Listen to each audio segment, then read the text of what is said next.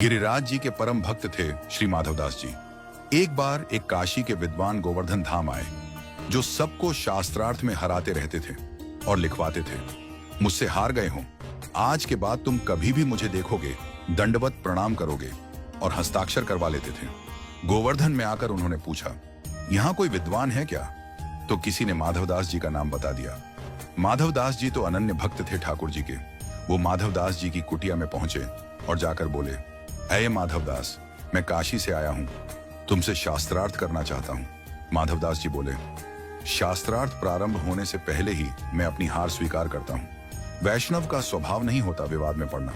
उन्होंने कहा, पत्र लिखो इस पर पूरा कि गोवर्धन धाम में मैं इस व्यक्ति से अपनी हार स्वीकार करता हूं। आगे से जब ये कभी भी गोवर्धन आएंगे, इनके खाने पीने सोने की सारी व्यवस्था मैं करूंगा। और नीचे हस्ताक्षर करवा लिया। काशी विद्वत परिषद के लोगों को जाकर उन्होंने कहा, मैंने गोवर्धन धाम के बहुत बड़े विद्वान माधवदास को हरा दिया। बोले, पत्र दिखाओ।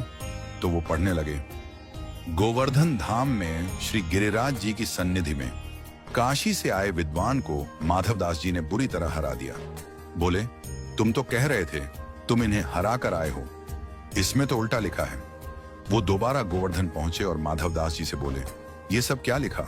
माधवदास जी ने पढ़ा। बोले, भैया, मैंने ये नहीं लिखा था, मैंने तो अपनी पराजय ही लिखी थी। ये बदल कैसे गया मुझे नहीं पता। बोले, अब ये काम नहीं होगा, अब दूसरा काम होगा। बोले, अब क्या करना है बताओ, वो भी तैयार हूं करने को। बोले, अब हम दोनों में शास्त्रार्थ होगा, और जो हारेगा उसे चप्पलों की माला पहनाकर, मुख पर काजल, पूरा कालिख पोत कर उसे गधे की सवारी करवाई जाएगी पुरी में। माधवदास जी बोले, मुझे स्वीकार है, मैं शास्त्रार्थ नहीं करना चाहता, मैं हार गया।